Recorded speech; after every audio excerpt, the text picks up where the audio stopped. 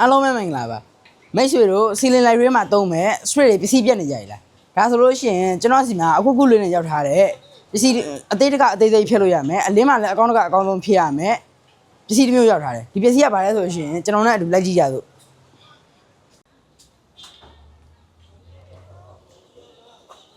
ကဲမကြည့်လိုက်ပါဒီပစ္စည်းရဆိုလို့ရှိရင်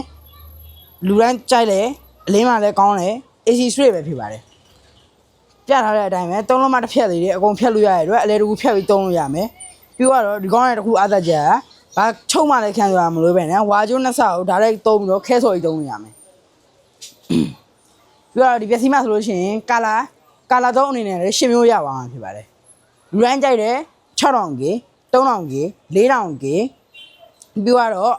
RGB Y ပြီးလို့ရရှိသွားမှာဖြစ်ပါတယ်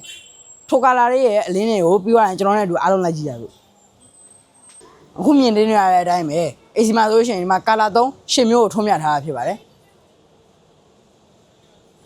ဒီပစ္စည်းလေးကိုဆက်သွယ်မှယူရင်းမိတ်ဆွေဆိုလို့ရှိရင်เนาะကျွန်တော်တို့ဆိုင်က29လက်နဲ့လက်30ကြားမှာရှိတယ် AS1 ဆိုင်နဲ့လာရောက်အားပေးနိုင်ပါတယ်ဒါမှမဟုတ်3993နဲ့4နဲ့8နဲ့ကိုလည်းဆက်သွယ်မှယူနိုင်ပါတယ်ဂျင်းရင်းရုံကရှိတဲ့မိတ်ဆွေတွေအတွက်ဆိုလို့ရှိရင်လည်း Facebook Messenger TikTok account နဲ့လည်းဆက်သွယ်မှယူနိုင်ပါတယ်အားလုံးကျေးဇူးတင်ပါတယ်